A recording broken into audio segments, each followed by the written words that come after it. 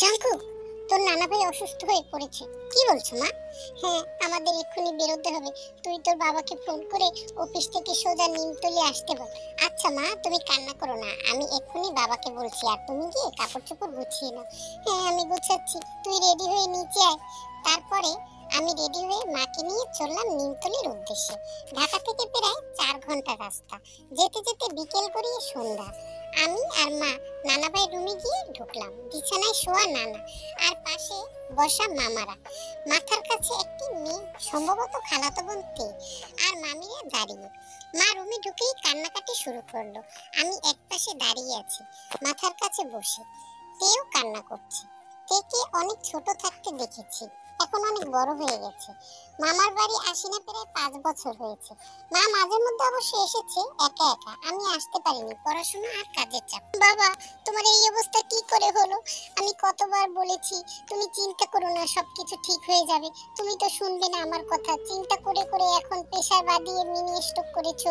তুমি আমার সাথে ঢাকায় যাবে, আমি তোমাকে ভালো ট্রিটমেন্ট করাবো, ভালো ডাক্তার দেখাবো। আরে মা, চিন্তা করিস না। সাধে কি আর আমি চিন্তা করি? আমার এখন বয়স হয়েছে, চিন্তা তো এমনিতেই চলে আসে। এখন তুই এসেছিস, তোকে সব বলবো। দুদিন থাকবি তো মা? জাঙ্কুক এসেছে, আরিম এসেছে, কেমন আছে ওরা? হ্যাঁ বাবা, জাঙ্কুক এসেছে, আরিমও আসবে। তুমি কথা বলো না তো, সব শুনবো পরে, আমরা এখানে আছি। হ্যাঁ নানা ভাই, আমরা এখানে থাকবো কয়েকদিন, তুমি চিন্তা করো না, তোমার সব কথা শুনবো। এখন তুমি বিশ্রাম নাও। মা, আমার মনে হয় নানাকে একটু একা রাখলে ভালো হয়। সবাই চলো আমরা এখান থেকে যাই। হয় আপা, লন, আপনারা অনেক দূর দিয়া আইছেন, এখন আপা দুইয়া খাইয়া লন। চলেন, আমি বাড়ি। এই বলে বড় মামি চলে গেল। আমরাও সেখান থেকে একে একে বেরিয়ে গেলাম। আমি ফ্রেশ হয়ে বসার রুমে বসে আছি, এমন সময় মামি খেতে ডাকলো। রাত তখন 8টা বাজে। সবাই খাওয়া শেষ করতে করতে রাত 9টা বাজলো। গ্রামের বাড়ি, 9টা মানেই অনেক রাত। সবাই শুয়ে পড়লো, আমাকেও শুতে বললো, কিন্তু আমার কি আর এখন ঘুম আসে? 12টা 1টায় ঘুমানোর অভ্যাস। কিছুক্ষণ রুমে বসে রইলাম। রাত 10টা বাজে। বাইরে বেরোলাম একটু হাঁটাহাঁটি করতে। উঠানে বেরোতেই দেখি একটা গুনগুন শব্দ।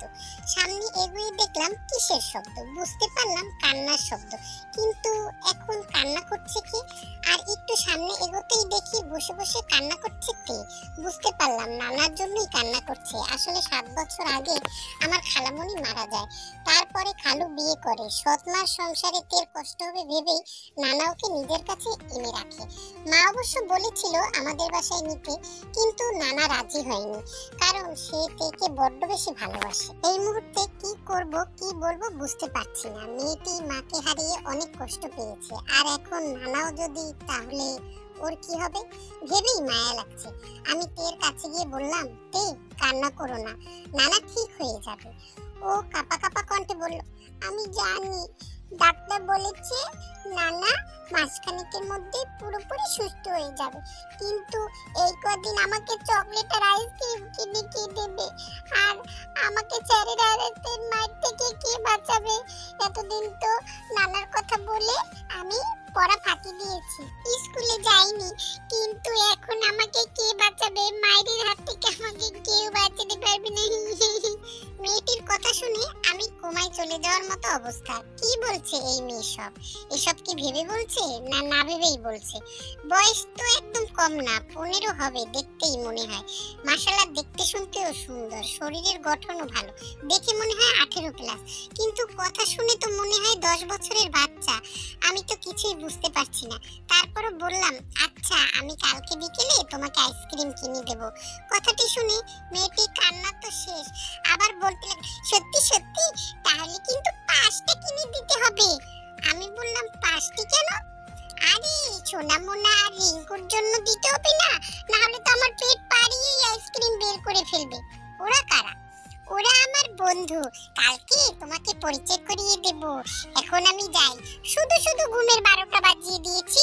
বলেই চলে গেল। আর আমি অবাক হয়ে চেয়ে আছি, এই মেয়ে কি বলে এগুলো? এগুলো কি বুঝে করছে না না বুঝে করছে? ভাবতে ভাবতে রাত 11টা বেজে গেল, আর আমিও ঘুমিয়ে পড়লাম। পরদিন নানা এখন অনেকটা সুস্থ।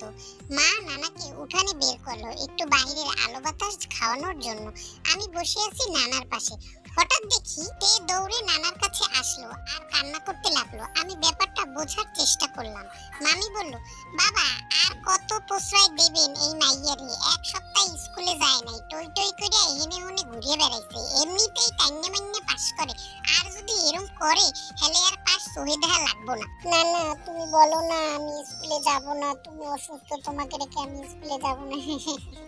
নানু ভাই এরকম করো না, স্কুলে যেতে হবে, নইলে তো তুমি পাস করতে পারবে না, আর পাস না করলে কোনো রাজপুত্র কি তোমাকে বিয়ে করবে?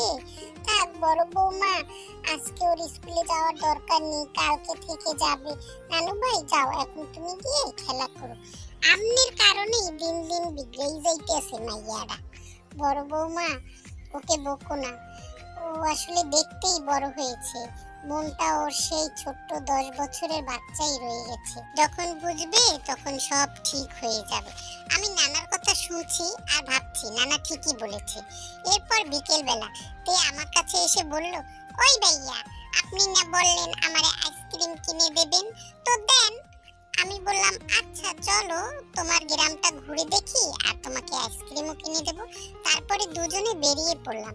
তে আমার আগে আগে ছোটাছুটি করছে আর যাচ্ছে, দেখেই বোঝা যাচ্ছে মেয়েটা সহজ সরল কিন্তু খুব চঞ্চল। একটু পরে 4-5 জন 8-10 বছরের ছেলে মেয়ে এসে হাজির। ওদেরকে দেখে তে লাফালাফি শুরু করতে লাগলো। দেখতে কেমন দেখায়, একটা 15 বছরের মেয়ে 10 বছরের বাচ্চাদের সাথে লাফালাফি করছে। আমি বললাম, তে এরা কারা? ও বলল, আরে এরাই তো আমার বন্ধু সোনামুন্না রিঙ্কু। আমি অবাক হয়ে তাকিয়েছি, বলে কি এই মেয়ে? হাঁটতে হাঁটতে নদীর ধারে গিয়ে বসলাম, কষ্ট হয়েছে, একটু জিরিয়ে নিই। ওই মেয়ে তো ছোটাছুটি করছে, ওর কি কষ্ট হয় না? খানিকক্ষণ পর আমি বললাম, তে এই নাও টাকা, তোমার বন্ধুদেরকে আইসক্রিম আনতে বলো। ওই ভাইয়া আমিও যাই না, তুমি এখানে বসো। না, তুমি বাজারে যেও না, এখন ওখানে অনেক লোক আছে, তুমি এখানেই থাকো। তাতে কি, আমি তো সবসময় যাই, বলেই যেতে লাগলো। আমি ধমকের সুরে বললাম, তুমি এখানেই থাকো। মন খারাপ করে মাথা নিচু করে দাঁড়িয়ে আছে তে। আমি ওর বন্ধুদেরকে আইসক্রিম আনতে বললাম। মেয়েটি মনে হয় মনে মনে অনেক কষ্ট পেয়েছে, তাই একটু নরম কণ্ঠে বললাম, আরে বোকা মেয়ে, তুমি চলে গেলে আমি এখানে একা একা বসে কি করব? এই জন্যই তো তোমাকে যেতে বারণ করেছি। মুহূর্তেই মেয়েটি মন খারাপ করিয়ে দিয়ে হেসে আমার পাশে এসে বসলো। আমি বললাম, তে তোমার রোল কত? 20। ও আচ্ছা, তাহলে তোমার ক্লাসে ছাত্রছাত্রী কয়জন? 20 জন। বুঝতে পারলাম, একদম লেভেন্টিশ মার্কা ছাত্রী, পড়ালেখার যে সিঁড়ি, এই হবে না তো কি হবে? বললাম, আচ্ছা তোমার ক্লাসে কোনো বন্ধু বান্ধব নেই? না, ওরা সবগুলাই খালি একটা পোলা আর একটা মাইয়ের লগে কি কথা কয় বুঝি না, হেয়ারে বলে আবার প্রেম কয়, আমার ভালো লাগে না। একটা পোলা আইয়া আমারে কইছিল তোমার লগে প্রেম করবো, আমি তখনই এমন মাইর দিছি, মাইর খাইয়ে কাইট হয়ে গেছে, আর নানারেও কইয়া মাইর খাওয়াইছি, এরপর দিয়া কেউ আর কয়নি। আমি বুঝলাম এই মেয়ে দেখতে ম্যাচিউর হলেও বয়স একদম 10 বছর বাচ্চার মতো, হয়তোবা কোনো ম্যাচিউর বয়সের কারোর সাথে মিশিনি বলে এই অবস্থা হয়েছে। এর মধ্যে ওর বন্ধুরাও আইসক্রিম নিয়ে চলে আসলো। সবাই আইসক্রিম খাচ্ছে আর লাফাচ্ছে। দেখতে কেমন বেমানান হলেও আমার কাছে ভালোই লাগছে, কেমন যেন একটা মায়া লাগছে মেয়েটাকে দেখে। তারপরে আমরা বাসার উদ্দেশ্যে রওনা দিলাম। যেতে যেতে একটি পেয়ারা গাছ, গাছটি নজরে পড়তেই তে গাছে উঠে পেয়ারা পাড়তে লাগলো, না ধুয়ে খেতে লাগলো। তে পেয়ারা ধুবে না? জামাই পুছি দিয়েছি তো, ধুতে হবে না, খাও। আমি আর কি করব, খেতে খেতে বাড়ি গেলাম। রাতের বেলা নানা ঘরে রেখেছে, মাও সেখানে আছে। আমি গিয়ে দাঁড়াতেই দাদু ভাই বলল, নানু ভাই এখানে এসে বসো। আমি নানার কাছে গিয়ে বসছি, নানা কান্না করছে। দাদু ভাই আমি এখন বুড়ো হয়ে গেছি, বেশি দিন বাঁচবো না।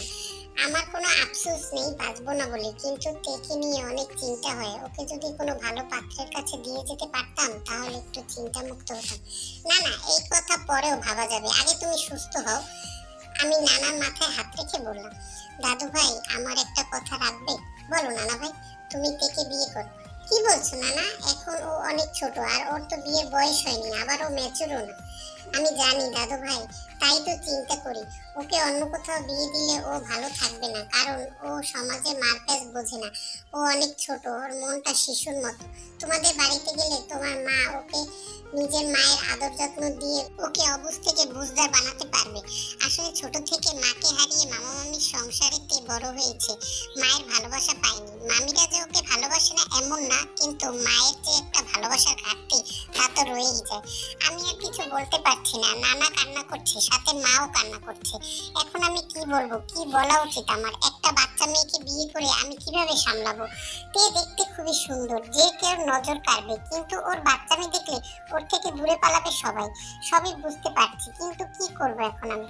মা বললো, জাঙ্কুক, তোর এত কিছু ভাবতে হবে না, আমরা ওকে শিখিয়ে পড়িয়ে নেব, একজন ভালো মানুষ করে গড়ে তুলবো, আর দেখবি ওই আমার ঘরের লক্ষ্মী হবে। তুই এর অমত করিস না বাবা, আমি তোর বাবাকে আসতে বলেছি, কালকে বিকেলেই তোর আর তের বিয়ে দিয়ে আমরা বিকেলে বাসায় ফিরে যাব। তোমরা তো সবই প্ল্যান করে রেখেছো, তাহলে আমার বলার মানে কি আছে? তোমাদের যা ইচ্ছে তাই করো বলেই চলে গেলাম। পরদিন দুপুরে আমাদের বিয়ে হলো। মেয়েটি কি যে খুশি তা দেখেই বোঝা যাচ্ছে। দেখে যে আমার ভালো লাগেনি তা না, প্রথম দিন দাদুর মাথার কাছে দেখেই নজর আটকে গিয়েছিল, কিন্তু ও যে 10 বছরের বাচ্চার মতো করে, আমি কিভাবে সামলাবো? খাওয়া দাওয়া শেষ, বিকেলে আমরা সবাই ঢাকার উদ্দেশ্যে রওনা হলাম। তে অনেক কান্না করলেও এখন বেশ হাসি খুশি আছে, দেখে বোঝা যায় না ওর মনে কি চলছে। বাসায় জিমিন ভাবি সবকিছু গুছিয়ে রেখেছে। তেকে আর আমাকে বরণ করে ঘরে নিল। তারপর আমি রুমের দিকে যেতেই ভাবি বলল, জাঙ্কুক, এখন তোমার রুমে যাওয়া যাবে না, তুমি আমাদের রুমে গিয়ে ফ্রেশ হয়ে নাও, আমি ডাকলে এসো। বুঝতে পারলাম রুমে বাসর ঘর সাজানো হয়েছে। তারপর 11টার সময় রুমে ঢুকে দেখি তে ঘোমটা তুলে বুকের কাপড় সরিয়ে এলোমেলো হয়ে বসে আছে। একই অবস্থা, ওর শরীরের বেশিরভাগ অংশই দেখা যাচ্ছে। আমি তো দিশেহারা হয়ে পড়ছি, কিন্তু না, আমাকে কন্ট্রোল হারালে চলবে না, এখন ও অনেক ছোট। আমাকে দেখেই তে গার কাপড় আর ঘোমটা ঠিক করলো। এরপর নিচে এসে সালাম করে এক গ্লাস দুধ এগিয়ে দিল। আমি তো অবাক, একদম পুরাই বুঝদার বউয়ের মতো, একদিনে এত পরিবর্তন। আমি দুধ খেয়ে খাটের উপর বসে বললাম, তে তুমি চেঞ্জ করে শুয়ে পড়ো। ও বলল, কেন, বাসর করবো না? আমি তো অবাকের চরম সীমায়, কি বলে এই মেয়ে, জেনে বলছে না না জেনেই বলছে? আমি তো তোকে বললাম বাসর, হ্যাঁ বাসর, দাদিমা বলেছে বাসর না করলে আপনার অমঙ্গল হবে, আর এটুকুই তো কাজ, এটাও পারবেন না? তে তুমি এখনো ছোট, এটা নিয়ে পরে ভাবা যাবে, এখন ঘুমাও বলেই আমি শুয়ে পড়লাম। না, আমি এখন বাসর করব, আপনি ওঠেন তো বলেই আমার হাতটাই টান দিল। বাসর কিভাবে করে তুমি জানো? হ্যাঁ জানি তো, কেন আপনি জানেন না? কি যে বলেন, এইটুকু জানেন না আর আমাকে বলেন পিচ্ছি। আচ্ছা তাহলে আসো। আমাকে আসতে হবে কেন? আপনি নেবালেই তো হয়। মানে কি নেবাবো? আরে লাইট নিভাবেন, এইটুকু পারবেন না? সবই তো আমি করলাম, সালাম করলাম, দুধ খাওয়ালাম, আর আপনি এখন লাইট নিভাবেন, এইটুকুও পারবেন না? তাহলেই তো বাসর শেষ হয়ে যায়। এতক্ষণে আমি বুঝলাম তে কি বলতে চাইছে। আমি ঢোক গিলে বললাম, আচ্ছা ঠিক আছে, তাহলে তুমি শো, আমি লাইট নিভিয়ে দিচ্ছি। লাইট নিভানোর কিছুক্ষণ পর তে আমাকে বলল, এই যে শুনুন। কি বলো? দাদিমা বলেছে আমাকে আজানের সময় গোসল করতে, আমি তো অত তাড়াতাড়ি উঠতে পারবো না, তাই আপনি একটু আমাকে ডেকে দিবেন। তোমাকে গোসল করতে হবে না। কেন? তবে দাদিমা যে বললো, ভালোই হবে, অত সকালবেলা কে গোসল করে? আমার আবার এই সমস্ত জিনিস ভালো লাগে না বাবা। আমি মনে মনে ভাবতে লাগলাম, হাসবো না কাঁদবো, আজ আমার বাসর, হায় আল্লাহ আমি কি বলছি। পরক্ষণেই ভাবতে লাগলাম, এসব কি ভাবছি আমি। তারপরে তেকে বললাম, আচ্ছা তোমার দাদিমা আর কি কি বলেছে তোমাকে?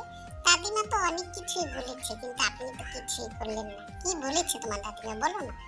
বলেছে তো আপনি নাকি আমাকে অনেক কিছু দিবেন, আবার আপনি যদি আমাকে ব্যথা দেন তাহলে জানি আমি না কান্না করি। কিন্তু আমি একটা জিনিসই বুঝলাম না, যে আপনি আমাকে ব্যথা কেন দেবেন? যাই হোক, কত কিছু তো আমার মাথায় ঢোকে না, তো এখন আমি ঘুমাই। আচ্ছা ঠিক আছে, ঘুমা। কিছুক্ষণ পর তে আবার বললো, এই যে শুনছেন? কি কি হয়েছে? আমার ঘুম আসছে না। কেন? আমার তো কোলবালিশ নিয়ে ঘুমানোর অভ্যাস, কিন্তু এখানে তো কোলবালিশ নেই। আচ্ছা আজকে কষ্ট করে ঘুমিয়ে নাও, আমি কালকে তোমার কোলবালিশের ব্যবস্থা করে দেব। বলেই আমি চোখ বুজে রইলাম। একেই তো আমি পুরুষ মানুষ, তার উপরে পাশে সুন্দরী, ভিতরে যে কি হচ্ছে তা আমিই জানি। প্রায় আধ ঘন্টা পর তে বললো, এই যে শুনুন, আমার ঘুম আসছে না, অনেক চেষ্টা করেছি, আমি কি আপনাকে জড়িয়ে ধরে ঘুমাতে পারি? এখন আমি কি বলবো বুঝতে পারছি না। তারপরও বললাম, ঠিক আছে ঘুমাও, কিন্তু আস্তে ধরো। বলার সাথে সাথেই তে আমাকে জড়িয়ে ধরলো। আমি তো শীতল হয়ে গেলাম, বুকের ভিতরটা উতাল পাতাল শুরু হয়ে গেল, নিজেকে কন্ট্রোল করা কঠিন হয়ে পড়লো। তারপর তারপরও কন্ট্রোল করলাম, মনে মনে দোয়া দরুদ পড়তে লাগলাম যাতে মনে খারাপ ভাবনা না আসে। 10 মিনিটের মধ্যেই তে ঘুমিয়ে পড়লো।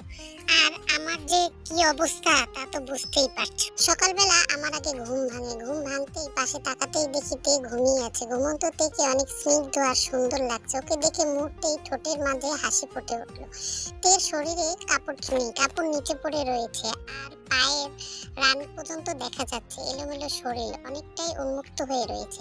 পরক্ষণেই আমি চোখ নামিয়ে ওয়াশরুমে চলে গেলাম। ওয়াশরুম থেকে ফ্রেশ হয়ে এসে তেকে জাগিয়ে দিলাম। তে উঠে নিজের কাপড় চোপড় পরে ওয়াশরুমে গেল। তে ফ্রেশ হয়ে বের হতেই আমি বললাম, তে তোমাকে আর কাপড় পরতে হবে না, ঠিক মতো তো কাপড়টা পরতে পারো না, তুমি থ্রি পিস পরেই নিচে যাও, মা ডাকছে। তারপরে তে থ্রি পিস পরে রেডি হয়ে নিচে গেল। আমিও তের পিছন পিছন আসতে লাগলাম। নিচে বাবা সোফার উপরে পেপার পড়ছে আর টেবিলে মা আর জিমিন ভাবি খাবার পরিবেশন করছে। তে জিমিন ভাবির কাছে যেতেই জিমিন ভাবি আস্তে করে বলল, কি রাতে বাসর কেমন হলো? তে জোরে জোরে বলতে লাগলো, বাসর? তোমার দেওর তো বাসর কিভাবে করে সেটাই জানি না, তারপর তো আমাকে সব শিখিয়ে পড়িয়ে দিতে হলো। আমাকে আবার নাকি বলে পিচ্ছি, আমার সাথে তো বাসরই করবে না, কিন্তু আমি জোর করে বাসর করিয়েছি। তে কথাগুলো বলছে তার আগেই বাবা রুমে চলে গেল আর মা রান্নাঘরে। লজ্জায় তো আমার মাথা নিচু হয়ে যাওয়ার পালা। এখন যদি মাটির নিচে ঢুকে যেতে পারতাম তাহলেই মনে হয় বাঁচতাম। আমি অসহায় দৃষ্টিতে জিমিন ভাবির দিকে তাকালাম। জিমিন ভাবি আমার দিকে চোখ ইশারা দিয়ে বোঝাতে চাইলো, থাক ছোট মানুষ, কিছু বলিস না ভাই। তারপরে জিমিন ভাবি বলল, থাক থাকতে আর বলতে হবে না। কে শোনে কার কথা? সে তো পারলে মাইক নিয়ে চিল্লিয়ে চিল্লিয়ে বলে, আরে শোনো না তোমার দেওরে কি করেছে, বাছর করবেই না আমার সাথে। তারপরে আমি জোর করে করালাম, সব কাজ তো আমিই করলাম, সে একটু লাইটটা নিবে, তাও আমাকে বলে আসো আমার কাছে এসো। আমার কেন যেতে হবে লাইট নিবেতে? উনি নিবেলেই তো হয়, তা না। তারপর আমাকে ডাকছে, তারপরে লাইট নিভিয়ে বাসর শেষ করলাম। তের কথা শুনে আমার এখন কচু গাছের সাথে গলায় দড়ি দিতে ইচ্ছে করছে অথবা কোমায় চলে যেতে ইচ্ছে করে, কিন্তু কি আর করার, আমার কপালে তো আর সেই ভাগ্য নেই। আমার যে কি নিয়ে বাঁচতে হবে সেটা আমি এখনই বুঝতে পারছি। তারপরে চুপ করে টেবিলে বসলাম। মা খাবার দিল। মা আর বাবা কাছে না থাকলেও এই সব কথাগুলো তারা দুজনেই শুনেছে। খাবার টেবিলে সবাই চুপচাপ, যে যার মতো খাচ্ছে। জিমিন ভাবি তেকে থামিয়ে দিয়েছে অনেক আগেই, তার না হলে তো সবই মনে হয় পাড়া প্রতিবেশীকে গিয়েও বল। খাবার শেষ করে অফিসের জন্য রেডি হলাম। আসলে নানু বাড়ি যাওয়ার কারণে ছুটি নেওয়ায় এখন আর বেশি ছুটি নেই, আজকে অফিস জয়েন করতে হবে। অফিসের উদ্দেশ্যে বেরিয়ে গেলাম। এভাবেই কেটে গেল এক সপ্তাহ। তের এই দুষ্টু মিষ্টি কাহিনী আর বোকা বোকা কথা নিয়ে আমার জীবনটি চলতে লাগলো। এক সপ্তাহ পর থেকে স্কুলে ভর্তি করার জন্য নিয়ে গেলাম। ভর্তি করে বাসায় আসতে সে কি কান্না, এত কান্না করেছে যে বিয়ের দিনেও এত কান্না করেনি। আমি জিজ্ঞেস করলাম, কি হয়েছে, তুমি কান্না করছো কেন? আর ও কান্না করতে করতে আমি ভেবেছিলাম বিয়ে হয়ে গেছে আর পড়াশোনা করার দরকার নেই, এই জন্যই তো আমি বিয়েতে এত খুশি হয়েছিলাম যে আমার আর পড়াশোনা করতে হবে না, কিন্তু সেই তো আমাকে স্কুলে ভর্তি করে দিলেন, এখন আবার সেই পড়াশোনার জ্বালা। আমার আর এই জ্বালা ভালো লাগে না। আমি আগে যদি জানতাম যে আমার বিয়ের পর পড়তে হবে তাহলে আমি আপনাকে বিয়েই করতাম না। বুড়ো বেটা কোথাকার, খাটাস কোথাকার, আমাকে স্কুলে ভর্তি করে আমাকে এখন লেখাপড়া করাবে। করবো না আমি লেখাপড়া, ভালো লাগে না আমার লেখাপড়া, আমি লেখাপড়া করবো না, আমি স্কুলে যাবো না।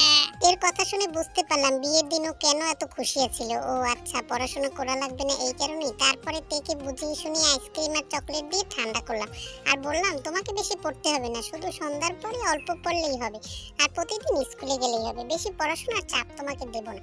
তারপরে মেয়েটি আইসক্রিম আর চকলেট পেয়ে খুশি হয়ে গেল, মুহূর্তেই সবকিছু ভুলে গেল। এভাবেই কেটে গেল প্রায় 1 মাস। সন্ধ্যার পর পড়তে বসা আর প্রতিদিন স্কুলে যাওয়া। ঠিকমতো পড়তেও চায় না, স্কুলেও যেতে চায় না, বিভিন্ন বাহানা করে, কিন্তু আমি বুঝিয়ে শুনিয়ে বাচ্চাদের যেরকম পড়াশোনা করায় ওইভাবে করিয়ে পড়া ঠিকই আদায় করে নিই।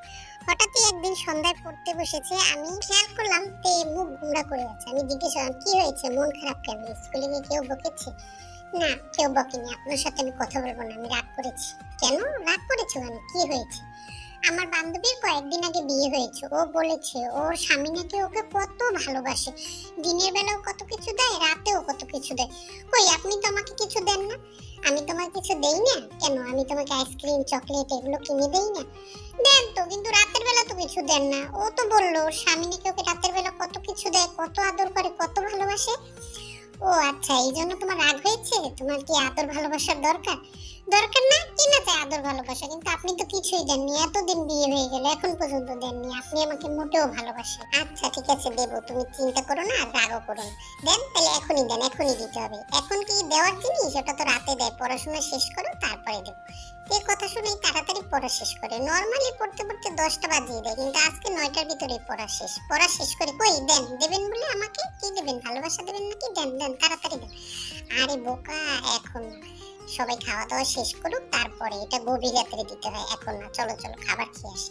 তারপরে দুজনে মিলে ভাত ঠাত খেয়ে রুমে আসলাম। রুমে এসে তে বলতে লাগলো কই তাড়াতাড়ি দেন, এখন তো হয়েছে, এখন তো ভাতও খেয়েছি, রুমেও এসেছি, সবাই ঘুমিয়ে পড়েছে, এখন দেন তাড়াতাড়ি দেন। আমি দরজা দিয়ে আটকে তের কাছাকাছি এগোলাম, একটু একটু করে তের কাছে এগোচ্ছি আর ও পিছনে যাচ্ছে। আমি কাছে এগোতে এগোতেই তের মুখের কাছে চলে গেলাম।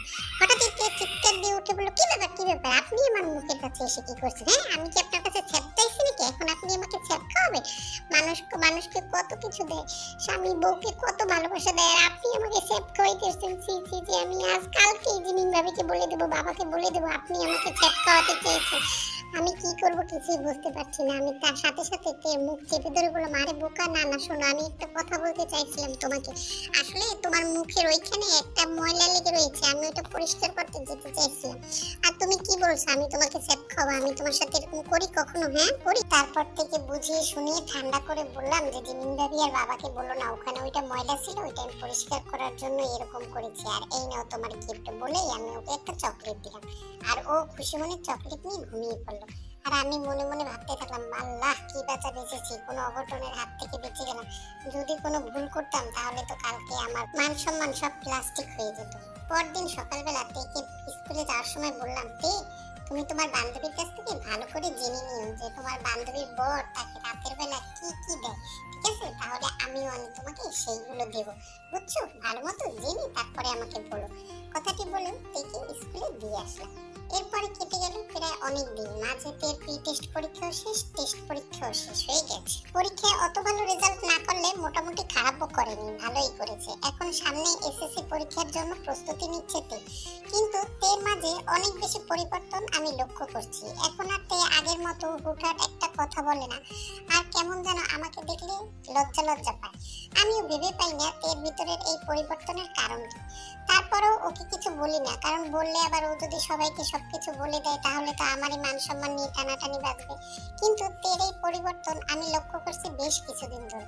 তারপরও মাথা ঘামাইনি, ভাবলাম যে হয়তো পরীক্ষা তার টেনশনে এই পরিবর্তনটা ওর হয়েছে। এরপরে তের এসএসসি পরীক্ষাও শেষ হয়ে গেল। আজকে তের পরীক্ষার শেষ দিন। সন্ধ্যায় যেহেতু তের পড়া নেই তাই তেকে বললাম তে চলো মুভি দেখি। তে আর আমি প্রায় সময় মুভি দেখতাম। মুভি দেখলে কি হবে, সে তো আর যেন তেন মুভি দেখতো না, রোমান্টিক মুভি ছাড়লেই আমাকে কিলিয়ে মেরে গুটিয়ে শেষ। বলতো ছি ছি ছি, আপনি এই সমস্ত ছবি দেখেন, আমি কালকেই বাবাকে আর জিমিন ভাবিকে বলে দেবো। তাই ওকে নিয়ে আর রোমান্টিক মুভি দেখা হয় না, বেশিরভাগই বাচ্চাদের ছবি দেখা হয়। তো আজকে আমি একটু বুদ্ধি করে একটা রোমান্টিক মুভি ছাড়লাম, কারণ আমি জানতে চাইছিলাম তের ভিতরে কি আসলে ম্যাচুরিটিটা চলে এসেছে, কারণ ও আমাকে দেখে লজ্জা পায় আর ওর বিহেভিয়ারও একটু চেঞ্জ মনে হচ্ছে। তো রোমান্টিক মুভিটা দেখতে দেখতে অনেকটাই রোমান্টিক সিন ছিল ছবির ভিতরে, কিন্তু আমি তের ভিতরে কোনো কিছুই লক্ষ্য করলাম না। আগে রোমান্টিক সিন আসলে তে আমাকে মেরে গুটিয়ে যা করতো একা একা, কিন্তু আজকে তেমন কিছুই দেখলাম না। শুধু ওর ফেজের দিকে তাকিয়ে দেখলাম ও মুচকি মুচকি হাসছে আর মাথা নিচমি দিয়ে রয়েছে। তো আমার ভিতরেও একটা মনে মনে কাজ করতে লাগলো যে হয়তোবা তে এখন অনেকটাই বুঝতে শিখেছে। তাই ছবি শেষ করে রাতের খাওয়া দাওয়া শেষ করে রুমে আসলাম। রুমে এসে দরজা বন্ধ করে লাইট নিভিয়ে শুয়ে পড়লাম। আজকে আমি তের কাছে গিয়ে শুয়েছি। কিছুক্ষণের মধ্যে আমি তেকে জড়িয়ে ধরলাম। তে কিছুই বললো না। মনে মনে বুঝতে লাগলাম যে হয়তোবা তে আমাকে মেনে নিতে শুরু করেছে। আর দোয়া দরুদ পড়ে তের মুখের কাছে আগালাম, কারণ আবার কিল ঘুষি না খেতে হয়। মুখের কাছে এগোতেই তে মুখটি সরিয়ে নিল না, বরঞ্চ ও আরেকটু কাছে এসে আসলো। ওর নিঃশ্বাস আমার মুখের উপর পড়ছে আর আমার নিঃশ্বাস ওর। মুহূর্তের মাঝে আমি কেমন যেন উত্তেজিত হয়ে পড়লাম। মনে হয় সন্ন্যাসী জীবনটা এইবার কাটলো। আমি আর কিছু ডাইনি বাইরে না তাকিয়ে সোজা তের মুখের উপরে পড়ল। তারপর আর কি হলো তোমাদের নাই বললাম, সবই তো বুঝতে পারছো। সকালবেলা ঘুম থেকে উঠে আমি খুব টেনশনে আছি। তেকে বিছানায় দেখতে পেলাম না, মাথা মতো গরম হয়ে যাচ্ছে, কারণ রাতে যা ওর সাথে করেছি আল্লাহই জানে। ও সকালবেলা বাবা আর জিমিন ভাবিকে কি বলে, আজকে কিনা আমার কচু গাছের সাথে গলায় দড়ি দিতে হবে। হয়। হঠাৎই তাকিয়ে দেখি তে ড্রেসিং টেবিলের সামনে মাথা আঁচড়াচ্ছে, ভেজা চুল। তে আজকে শাড়ি পরেছে, দেখে মনে হচ্ছে সদ্য বিবাহিত নতুন বউ। হঠাৎই বুকের ভিতরে মোচড় দিয়ে উঠলো, আসলে আমি তো ওকে কালকে গোসল করতে বলিনি, কিন্তু ও গোসল করলো কেন? আল্লাহ, ও কি সবকিছু বুঝে করছে নাকি এবার নিচে যেয়ে সবকিছু ব্যালেন্ডার করবে? আমি কিছুই বুঝতে পারতেছি না। তাড়াতাড়ি আমি ওয়াশরুমে গেলাম, ওয়াশরুম থেকে বের হয়ে দেখি তে নিচে যাচ্ছে। আমিও তাড়াতাড়ি করে ওর পিছন পিছন গেলাম, না জানি ও আজকে কি বলে। নিচে যেতেই জিমিন ভাবি তেকে দেখেই বলল, কি মনে হচ্ছে সকালে গোসল করলো? ভাবি আসতেই কথাটি বলেছে। তেও হাসি মুখে মাথা নিচু দিয়ে বলল, কি যে বলো ভাবি?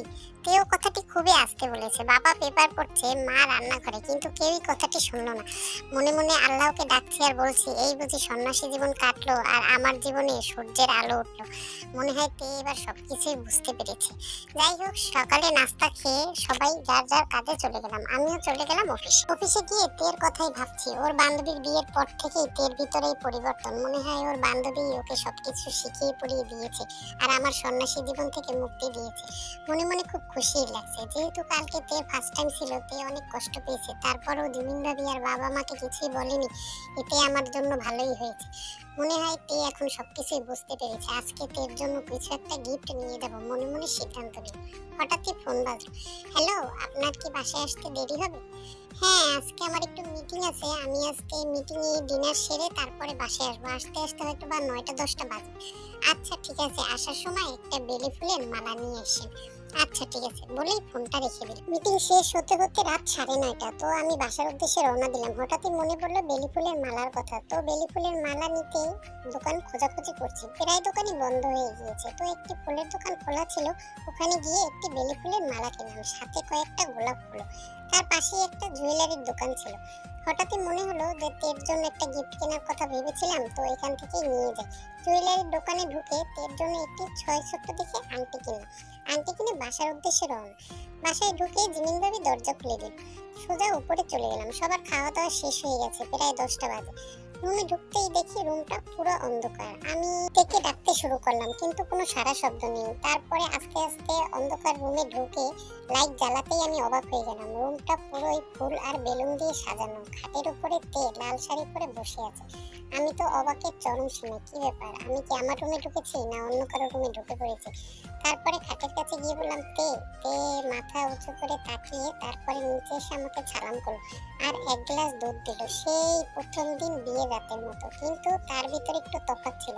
ওই দিনকার একটি বাচ্চা মেয়ে আমাকে দুধ দিয়েছিল, কিন্তু আজকে আমার বউ আমাকে দুধ দিচ্ছে।